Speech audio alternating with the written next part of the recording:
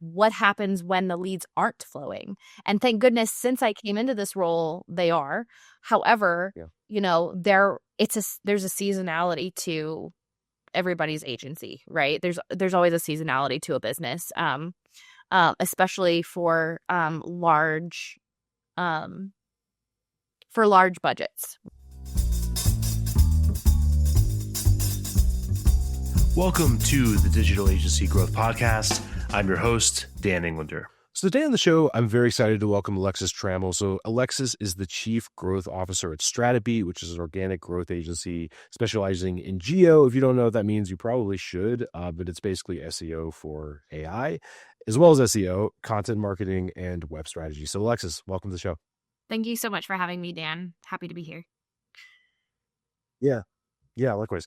So as we talked about before, put on the recorder, we're doing our best to get back to our roots and have on more agency biz dev people, owners, and so on. So to start out with, I'd love to hear, can you talk a little bit about how you got involved in this crazy agency world? And we talked about basically how you've gone from a client role to a biz dev role and just kind of what that journey looked like. Absolutely. I'd be happy to. So a few years ago, I'd say we during the AI revolution, things got a little sketchy for a lot of content marketing agencies and SEO agencies, where everybody started thinking that AI was going to take over everybody's job. And around that time, I was also moving into more of a marketing role. So I was account director. Then I started taking over operations at Stratebeat. In terms of I would write SOPs and come up with flow maps and just make it easier for us to onboard and train new team members. I was helping a lot with hiring and all of that.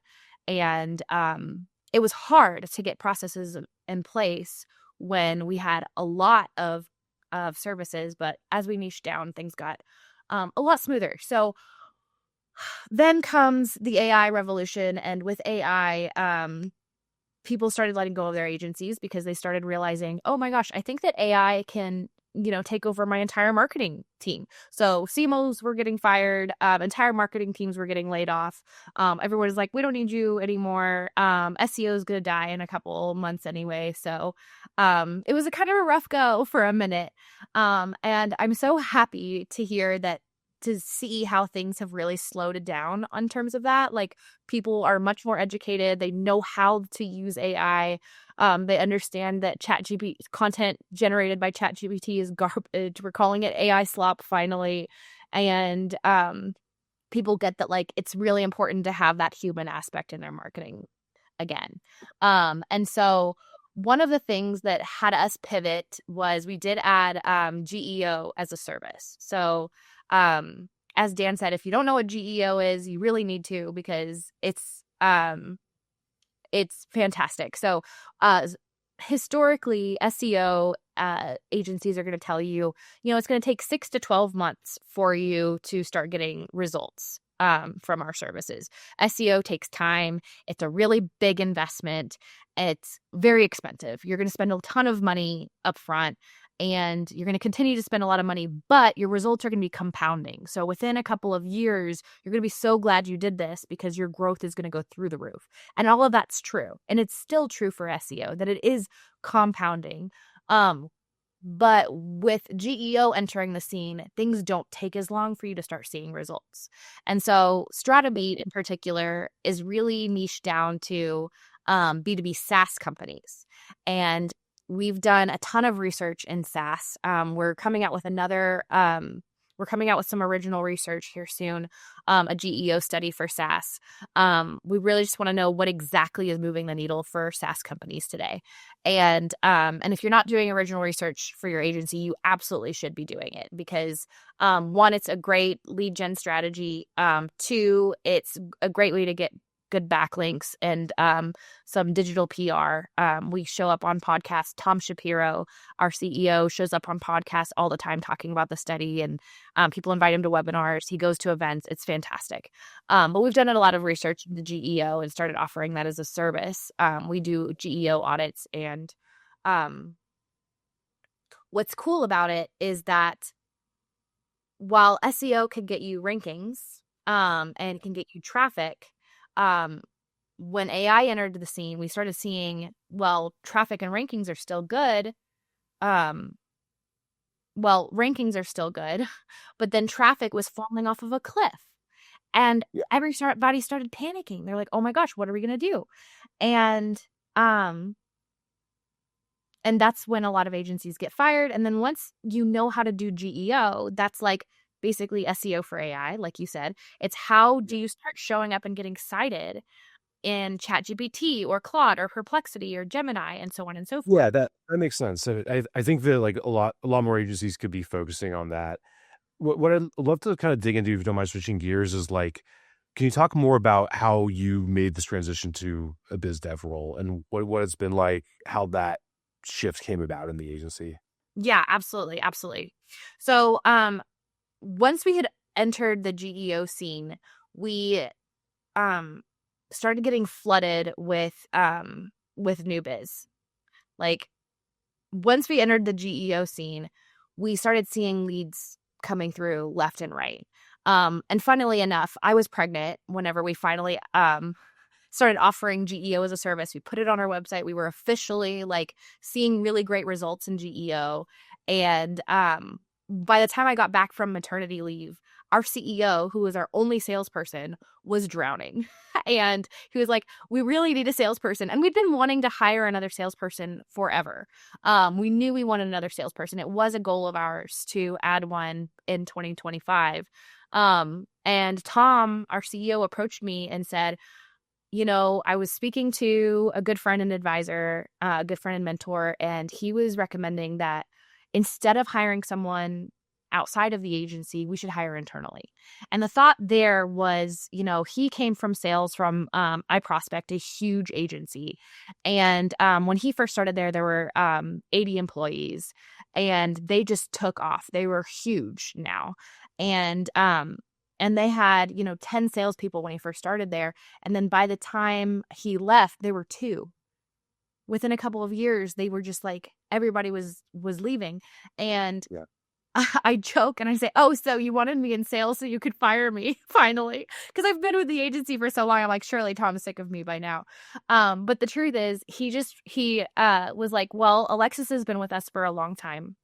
She knows this agency inside and out. She knows everything about us. She knows how to sell our services. So let's put her into this biz dev role and see what she can do." And it's Yeah. been fantastic having a second salesperson. Um, it's been great because, like, historically, when business is going really, really well, we would often have to tell clients to wait. We can't take them on this particular month. They're going to have to wait a month or two before we can because Yeah. And what I was gonna say is it's like it's interesting because the thing that I've glommed onto here is like the lead flow is there to yeah, substantiate the sales hire, and I think that's a missing ingredient for a lot of agencies that I talk to, and I've made this mistake before as well, where it's like you hire the salesperson and then the leads aren't there. So you're like, okay, salesperson, go out and give me the leads. But really what that is like a whole other job, basically. And occasionally you get somebody that can do it, but usually they need support and systems and all these things. yeah. So I'd love to dig into that a little bit. Like how maybe you can talk about how you're dividing up those duties and how like it seems like you have a lot of inbound lead flow from Geo, which is awesome. Ride that wave as long as you can. But how are you sort of thinking about dividing up the work you're doing? Yeah, great question. So I've been technically my title has been Chief Growth Officer for a while now, but prior to my maternity leave, I was really focusing on marketing. So I was I have a LinkedIn presence. Everyone follow me on LinkedIn if you want to learn about content marketing and SEO and GEO. I have been in charge of like the blog content strategy. I would go to events and all of those sorts of things. So I'm still very much in charge of the marketing initiatives at StrataBeat. So that has not gone away, which is good because, like you said, like what happens when the leads aren't flowing? And thank goodness, since I came into this role, they are. However, Yeah. there's a seasonality to everybody's agency, right? There's always a seasonality to a business, especially um,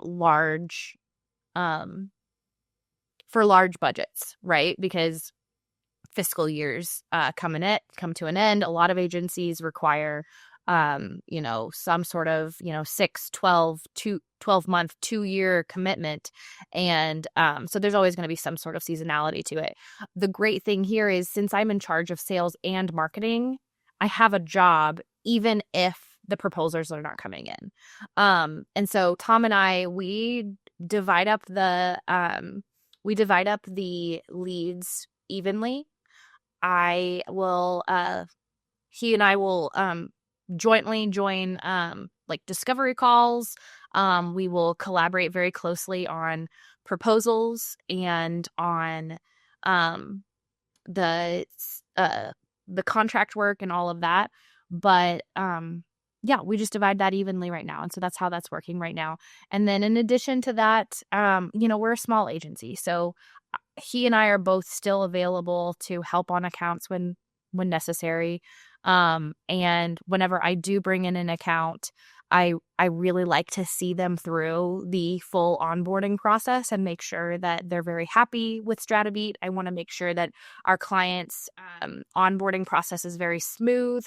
All of the roadmaps are reflecting what we had promised during the sales process. I just want to make sure that entire journey for our clients is very orderly. Yeah. One thing, I'm glad you brought that up, because I think one thing we come across a lot is the dynamic where, the agency gets busy and everybody goes heads down, and then you come up for air and there hasn't been prospecting in whatever 30-90 days, or not enough of it, and there aren't enough leads. And it sounds like a lot of agencies, you're involved in the transition or the account process on some level. So can you talk about that a little bit? Is there anything that you've done to avoid that issue, or kind of better balance like the deals of tomorrow with the work of today, sort of thing? Yeah, so we have a number of set KPIs that we look at on a very regular basis. So, in terms of the marketing side of things, we're going to publish this much this month, whether that's LinkedIn, blog content, etc.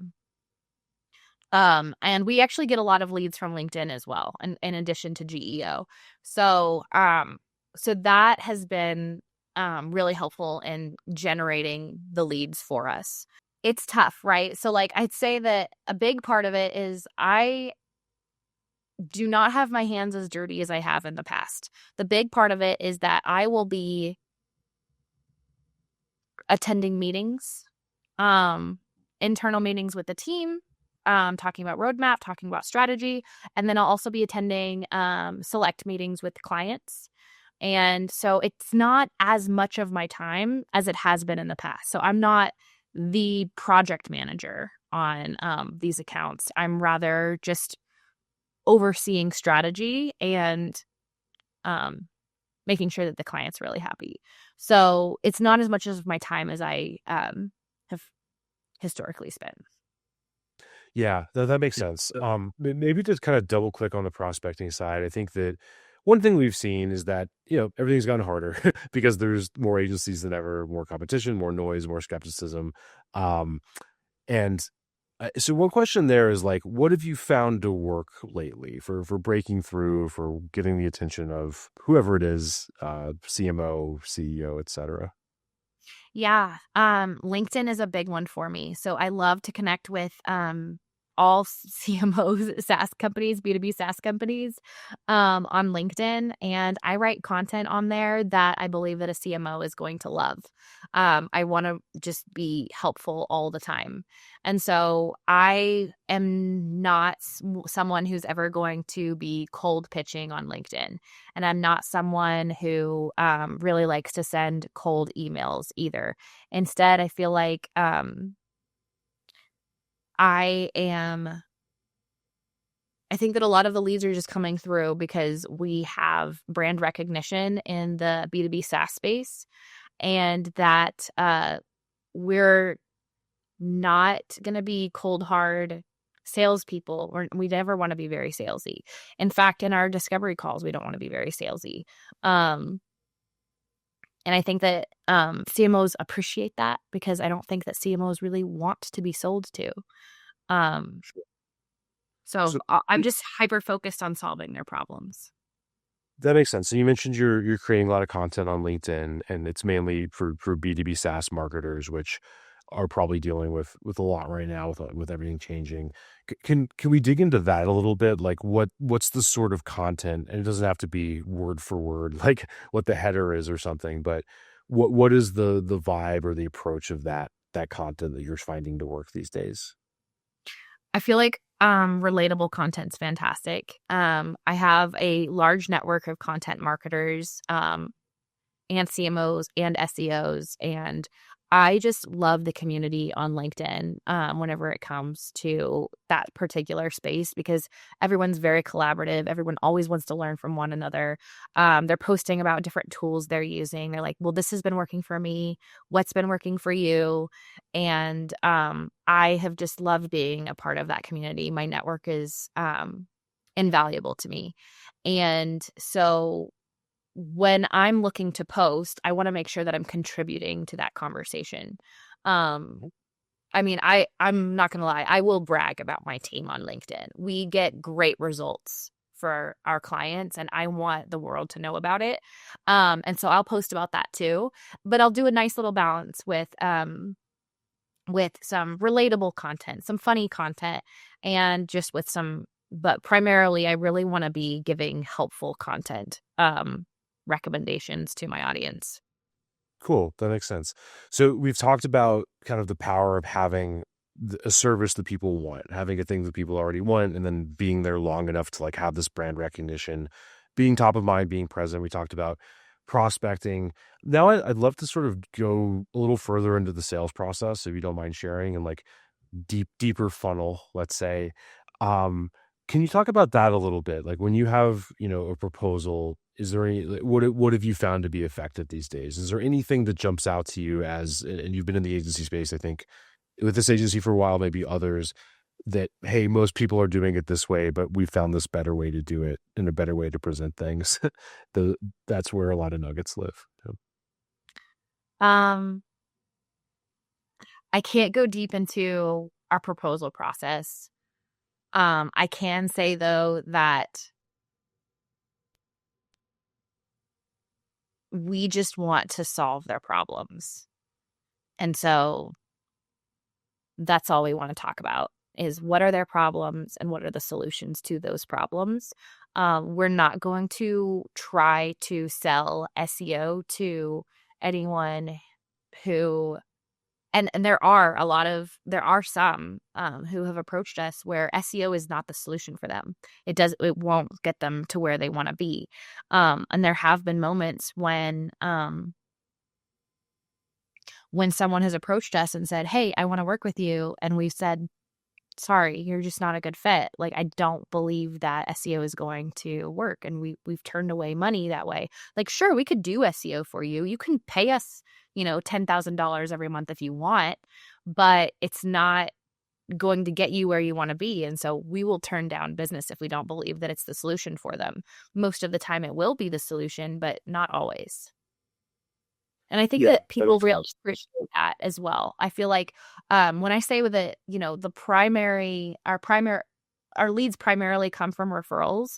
It comes from people we've built those kinds of relationships with, where we can just be honest with them and say, that's not the solution for you, and I'm sorry, but they'll come back to you later. They come back to us later when that CMO is now at a different agency, or now their company has pivoted and they have different goals, and they'll come back later and be like, now I think we really need SEO from you. And we'll be like, okay, yeah, now it's a better fit. And that level of trust goes a long way. Yeah, absolutely. Um, One thing I love to dig into is the idea of like using the service you offer to generate your prospects and clients and so on. I've always had mixed feelings about this. I think that well, let me not preempt your question too much. I guess like how much of that has been a factor for you guys, and how effective is it at conversion? So if you're getting a lead from GEO for yourselves, are they converting better? How much do they care? How is that playing out for you guys? Yeah. So glad you asked that. So in terms of the like marketing tactics we've done for ourselves, we only do really just the services that we've ever offered. So like we're an organic growth agency. So we don't pay to play. So we don't offer paid media or advertising as a service, and we haven't done that ourselves. The only like sponsorship things we've done is with events. We have seen success with events in the past. Our CEO, like I said, he speaks at a lot of conferences, and at conferences where we see our ICP there, you know, we'll sponsor those occasionally, or have a booth, or you know, host a lunch or something like that. So that's been good. Um, and again, we're just focused on helping, right? Like whatever their problems are, we just want to solve those. Um, Yep. we don't want to be terribly salesy. That's never our goal. But in terms of um, the services that we do offer and that do work for us, search engine optimization has been fantastic for us. Generative engine optimization has been fantastic for us. Generative engine optimization has been a our highest converting, I'd say, next to referrals. Referrals, top converting. They've worked with us, or one of their friends has worked with us, and they already trust their friend, they trust us, and then that's very high converting. GEO is second. And that's been, and we're getting a ton of leads there, which is great. The one thing that we had not been offering as a service previously was social media marketing. But we do social media marketing ourselves. Like I said, Tom and I both have a presence on LinkedIn. We learned the hard way that people don't care about our corporate LinkedIn account. And we were publishing there on the regular for years and saw zero ROI. We were just publishing there so that people would know we're still alive. Like, hi, we are still open for business, but no leads were coming from LinkedIn until Tom and I started publishing ourselves. And then we do a lot of like employee advocacy. We let the team know, hey, we posted something, please go engage. If you want to reshare, please do so. No pressure, but we really hope you do.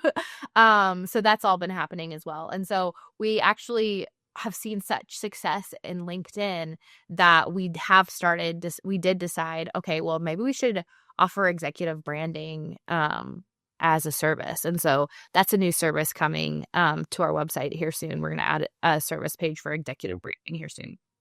Yeah, I think one thing that's interesting is like there's a lot of agencies that offer a service that is not going to work for winning business for themselves, just because like maybe you do Facebook ads for consumers, and like obviously you're doing them for big companies, so it's not going to Yeah. work. But it seems like if you can use your own service to get clients, you really should, because Yeah. that's a proof in the pudding kind of thing. And it also just makes you sharper, because then you can run experiments you wouldn't normally be able to run. So it sounds like you guys are doing that well. It's so fun.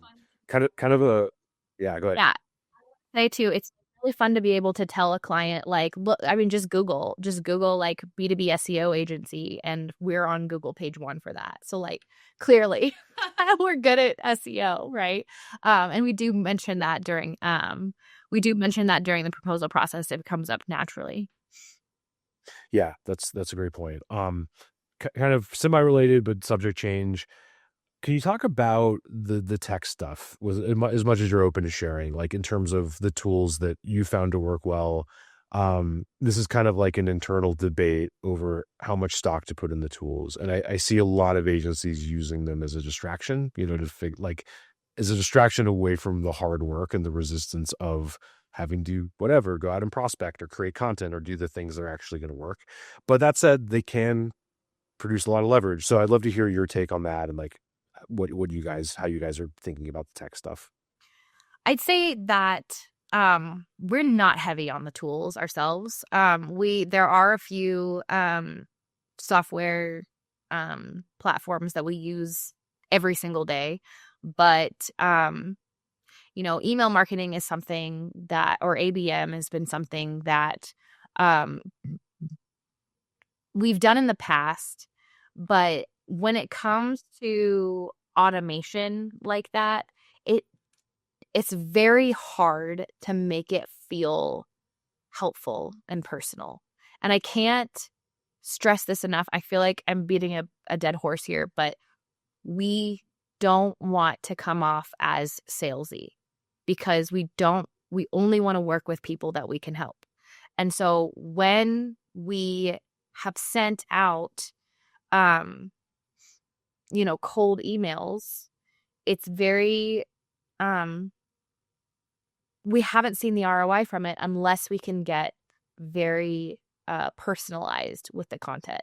And at that point, if we get super personalized, and we're a small agency, so we don't have a huge budget, right? We can't spend a ton of money on like 6 cents or anything like that. So when it comes to taking a look, when it comes to, being smart with our dollars, I mean, I'd rather dig into somebody's LinkedIn profile before messaging them rather than just spray and pray. That's not the approach that we want to take. We want to take a more personalized Yeah. approach. Yeah, I'm glad you said that because it's interesting because we did outbound for years for agencies and it used to work pretty well. We'd get meetings every week and all sorts of other good stuff, but gradually and then suddenly, like what is it, like the Dostoevsky quote or something, where it's like, I had, or no, it was, maybe it was Mark Twain. How did you go broke? Like very, very slowly, then all at once, sort of thing. So, and it changed fast. And I think it's because there was this digital boom around 2020, right? So you had a lot more options. You had a lot more noise. Now with AI, that's gone up even more. So I think that it's gotten harder to make cold work, aside from anyone's feelings on whether they like it or not. It's just less effective. And the other thing is, like, as part of that trend, most agencies that are successful are getting more specialized and they're going after maybe bigger companies. So that means the market's getting smaller. So that means like you could do all of this cold stuff and then figure out, oh, the list is like 200 people this week or 100 people. Then it's like, what's the point of automating this? Like, it doesn't Like, give you a lot of leverage aside from and that's not even getting to, are you going to be annoying people and all that stuff. yeah. So, I think we're on the same page about referrals.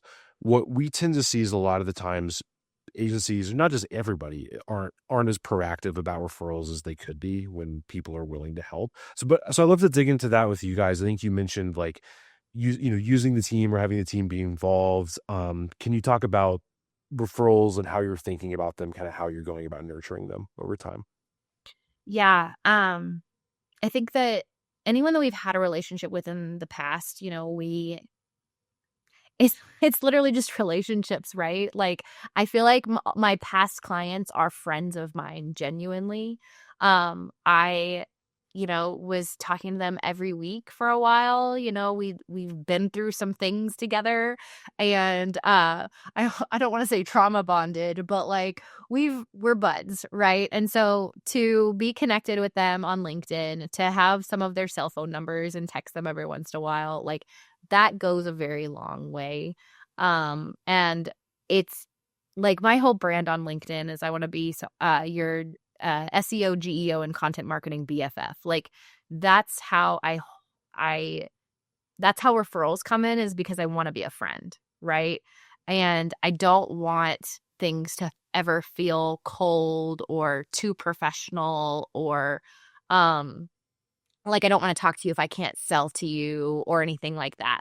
And I think that is a way that referrals just keep coming back, is that I genuinely care about the clients that I've had in the past and they feel that. And same with Tom. And Tom, a lot of referrals come from, Tom came from a very large agency, and they everybody has, spread out and networked, and his network has grown exponentially since, back in the day. And so now they're CMOs at places. People he used to work with are now CMOs, and he's just really good at he's just a really good guy, and he's really good at staying in contact with people and checking in on them. And um we don't, I mean, there have been times whenever he'll just like randomly, even to the team, even internally, he'll just randomly send us chocolates for Christmas or something, or some cookies when I had my baby, or like things like that. He just